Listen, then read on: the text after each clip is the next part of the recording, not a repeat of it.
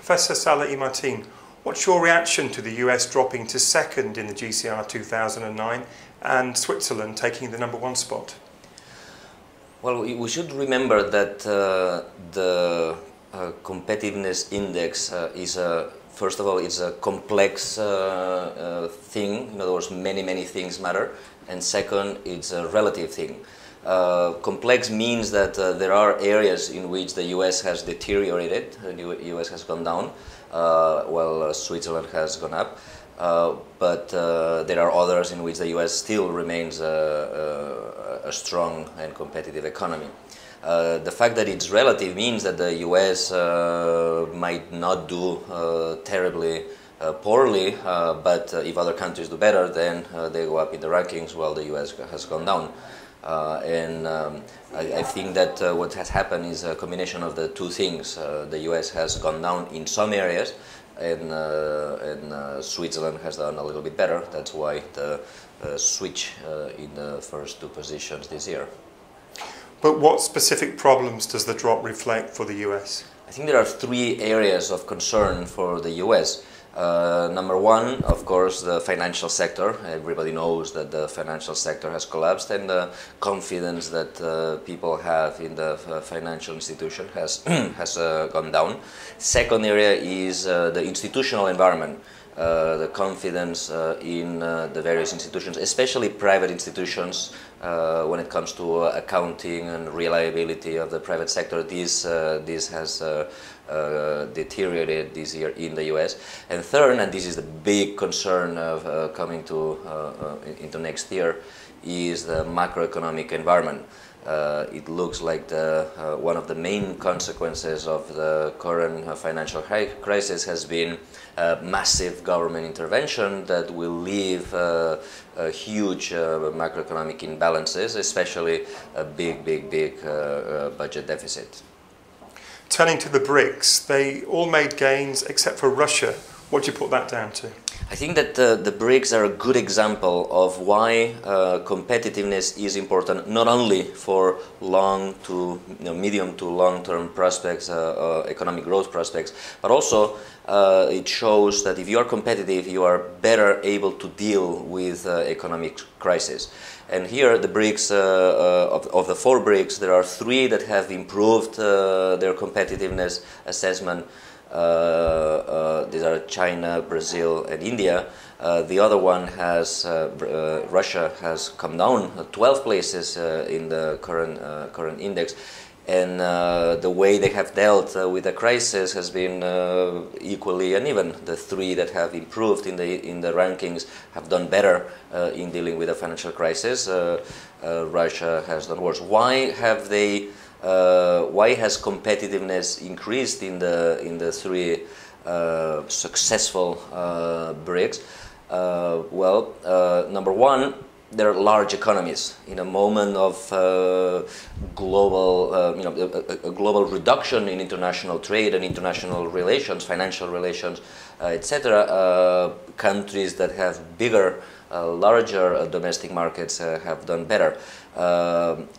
In addition, Russia has depends a little bit too much on few sectors. If you look at the composition of their GDP, it relies a little bit too much on sectors that depend crucially on world prices, especially energy, oil and natural gas.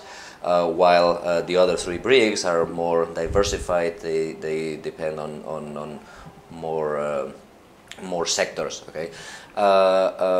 Another area in which there is a big difference between Russia and the other 3 BRICS is the degree of financial sophistication. Remember, we're not talking about the top of the world. They're not the top, the best ranked country in the world, but relative to the countries that compete with these 4, China, India, and Brazil have relatively more sophisticated financial markets than Brazil. And finally, the degree of sophistication of the business environment, the degree of sophistication of firms in the 3 countries is a little bit better than in Russia, and this allows the firms to be more innovative and more competitive than in Russia. What other countries or regions stand out for you?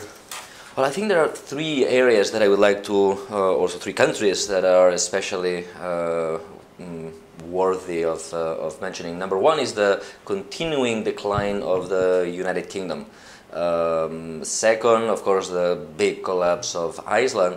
And third, the continued improvement of the Middle East. Middle East is usually an area that we, many people associated with just oil, and we think that many economies in the Middle East are improving dramatically in the rankings. They're doing a good job in diversifying away from oil or natural resources and building a strong competitive environment.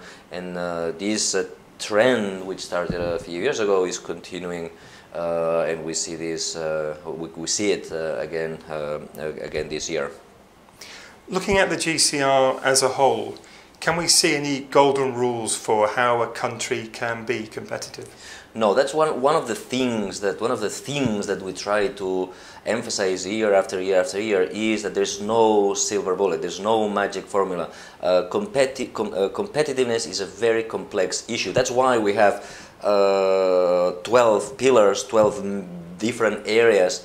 That's why we analyze 12 different areas, and within each area we analyze many different sub-indexes because we think that competitiveness is complex.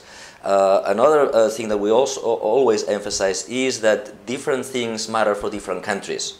Okay, what Zimbabwe or Venezuela have to do to improve competitiveness is not the same as what the US has to do to improve competitiveness. Why? Because they are in different stages of development. If you are at a low level of development, you need to worry a lot more about basic things. The macroeconomic environment, basic education, health, basic institutions, property rights, and so on and so forth. If you are an intermediate level, then you have to put more emphasis in flexibility of various markets, financial markets, labor markets, goods markets, and so on and so forth. And put a lot of emphasis also in advanced education, training of the workers, good university systems, good relations between universities and businesses, and so on and so forth. And finally, if you are at the very top, then there is no way to improve competitiveness unless you deal with innovation and with sophisticated business environment. And therefore, depending on where you are, you have to emphasize one aspect of competitiveness or another aspect of competitiveness, but the key point is that all of these things matter and all of these things are interrelated. It is impossible to have a good university system unless you have a good basic education system. It is impossible to innovate unless you have good education. It is impossible to be sophisticated in the financial world unless you are flexible and you have good institutions that guarantee trust and property rights, etc. And therefore, complexity is important, interrelation across factors is important, but different emphasis depending on where you are. No magic formula, no silver bullet.